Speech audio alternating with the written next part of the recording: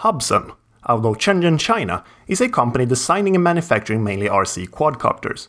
Much like its China's Silicon Valley neighbor, DJI, it specializes in adapting the, to a layman, perceivably complicated RC hobby into an accessible, consumer-friendly package.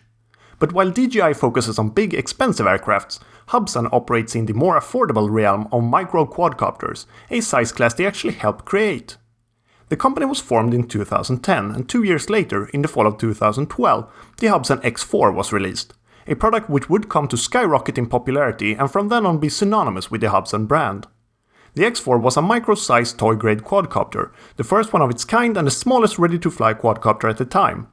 Over the years, Hubsan has released variations of the X4 in order to appeal to various niches of the hobby and, like any smart company, capitalize of their success.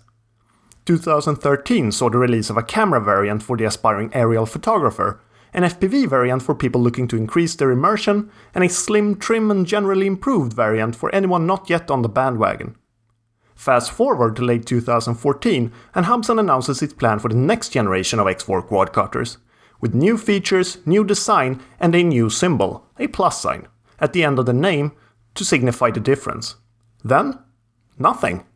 Numerous official or official-seeming release dates are circulated, but they all pass without any X4 Plus models in sight and little in the way of explanation. That is, until now. Out of the 3 variants announced over a year ago, excluding the X4 Pro, which I consider a whole other story, at least 2 are finally starting to show up at retailers. The camera-equipped H107C Plus and the FPV-ready H107D Plus, this being the former. Believe it or not, the original H107C was the first quadcopter I ever bought and in many ways my gateway to the hobby. At the time, I was acting under the, I think common, and false, assumption that there is such a thing as a definitive all-purpose multirotor, and this Hubsan seemed to tick all the boxes. As it turned out, the H107C wasn't the ideal purchase for a complete beginner. The original X4s were definitely leaning towards the sport flyer end of the agility spectrum, and more so than this, at the time, newbie had bargained for. At the same time, its exemplary durability probably saved me from quitting the hobby prematurely many times. What kept bugging me about the original, even as I got better at flying it, and probably the reason I eventually got rid of it, was the camera. Even under optimal conditions, and even with the HD version, the videos always seemed to come out slightly washed out of focus, and either over or underexposed. I know it's one of the better included cameras in the toy multirotor segment. Reasonable or unreasonable, it just didn't live up to my expectations. But when Hubsan announced the X4 Plus product line, that dream I'd given up on of an all-purpose quadcopter with a good enough camera came back to me. Now finally in my hands, I want to know what has changed and if it's for better or worse. Let's find out. Welcome to this review and flight test of the Hubsan X4 H107C Plus micro quadcopter. Just a glance at the aircraft itself immediately reveals a number of changes. An updated, albeit still recognizable design, a new rubbery-feeling material, supposedly improving durability, and more prominent LED placement are all welcome touch-ups, but perhaps don't in and of themselves warrant an upgrade. However, scratching the surface uncovers a number of less obvious changes more telling about Hubsan's vision. After over a week's use, it's my overall impression that the intention with the X4 Plus line of quadcopters has been to break away from the hobby, strip away all aspects deemed complicated and provide an as streamlined and beginner-friendly experience as possible. Less of a kit of component and more of a unified pick-up-and-go product. A noteworthy example of what I mean is the battery, which is now proprietary. The 530 mAh 3.7V battery slides and clicks in place, becoming part of the body when installed. On the upside, there's no arguing this is a both convenient and elegant solution. On the downside though, and something that is sure to set people off, especially hobby purists, only batteries designed specifically for use with an X4 Plus quadcopter can be used. 2 other new details that goes in line with the proprietary battery system and experience streamlining in general are a power button and a charging port, found on one of the sides of the body. To turn the quadcopter on, hold the power button until all LEDs have been lit. To turn it off, do the same thing until all LEDs have gone out. The power button is convenient as it saves you the trouble of messing with cables and allows you to leave the battery inserted, while the hold mechanic is convenient as it prevents you from accidentally powering the quadcopter while handling or transporting it. To charge the battery, insert the battery into the quadcopter, connect the quadcopter to the charging cable and insert the charging cable into the USB port. This may sound cumbersome and does rule out some things like flying with one battery while charging another, But there is a silver lining. Since the charging circuit is now in the quadcopter, the charging cable is just a common, easily replaceable micro USB cable, which also supports data transfer. This should make it possible to access your photos, videos, and down the line maybe even update the quadcopter firmware. Charging takes a little over an hour and provides around 7 minutes of flight. The X4 Plus transmitter has, much like the aircraft, undergone a redesign, and while the other changes so far have been a mixed bag, I consider this entirely for the better. The most practically noticeable difference are the sticks, which have been shortened to be more accommodating to thumb flyers like myself. Also notice that both sticks are now spring-loaded on both axes, which has to do with the altitude hold function I'll discuss later. The small display has carried over from the original X4, allowing you to adjust the sensitivity of the two rates, normal and expert. Also, just as on the predecessor, the same transmitter can be used with both Mode 1 and Mode 2. Unlike his predecessor, no prop guard is included this time around. Apart from what I already mentioned, only a set of spare props, a prop removal tool, and an instruction manual, living up to Hubsan's usual high standard, was included in my package. The flight characteristics of the Hubsan X4 Plus are probably best described as floaty. Instead of having a direct forceful response, it has a slower, measured response. You can basically go crazy on the sticks without much happening until you leave them in one position for half a second or so. Then a momentum starts to build up. This comes as quite a surprise, seeing as the original X4s were quite the opposite, responsive to the point of being twitchy.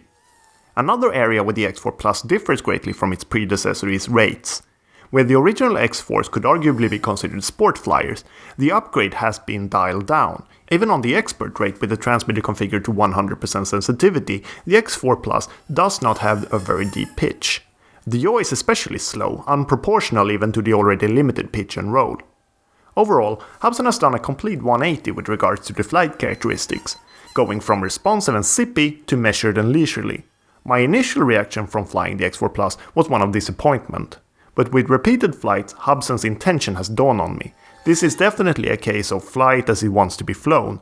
Go in experiencing a sport flyer and you're going to be disappointed. Go in looking to hover around in a more controlled manner and you're probably going to feel at home. The problem is that people are going to expect, and justifiably so, similar flight characteristics from the X4 Plus as from the original X4, while in reality they couldn't be further apart.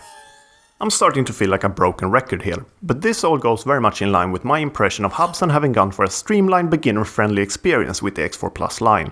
This is made even more evident by the inclusion of altitude hold. Altitude hold means that throttle is automatically controlled using an atmospheric pressure sensor in the quadcopter. In a working implementation, this means that unless you, via the transmitter, tell the quadcopter to either ascend or descend, it should automatically maintain its altitude regardless of other factors.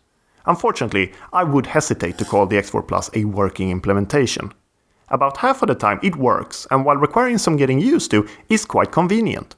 About half of the time though, the quadcopter is confused, which usually means it decides to ascend, sometimes at a rate you can't even counter with the transmitter. The only solution I found in this scenario is to simply kill the motors. In the end, altitude hold feels semi-broken, more trouble than it's worth, and I catch myself wishing there was a way to turn it off. The camera is the one thing I personally would have wanted to see improved versus the original. Sadly, the difference is in my opinion negligible at best. I recorded several videos under varying conditions, and save for a few well-lit indoor scenes which turned out surprisingly good, the results have been underwhelming. Still, due to the lack of quality competition in this area, it remains one of the better included cameras in the toy grade segment. Lastly, a few flight-related things I feel should be included in this review for sake of completeness.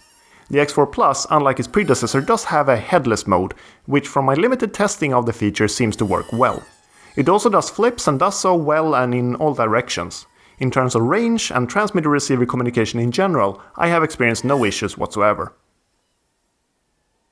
In conclusion, with the X4 Plus, Hubsan seemed to have targeted beginners, uninitiated and perhaps uninterested in the minutiae of the hobby, looking for a heavily assisted, zero learning curve type product. This of course would have been fine, if confusing as it's such a significant departure from the predecessors, but the execution is flawed, not least the altitude hold function. With this in mind, it's hard to recommend at least the X4 H107C Plus to anyone, especially considering the hefty price tag.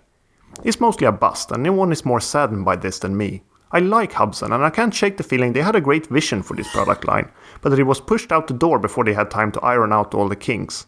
If nothing else, I want to give them credit for trying something new. Welcome to the RCView YouTube channel. I make mainly reviews of mainly toy multirotors, you know, quadcopters and hexacopters.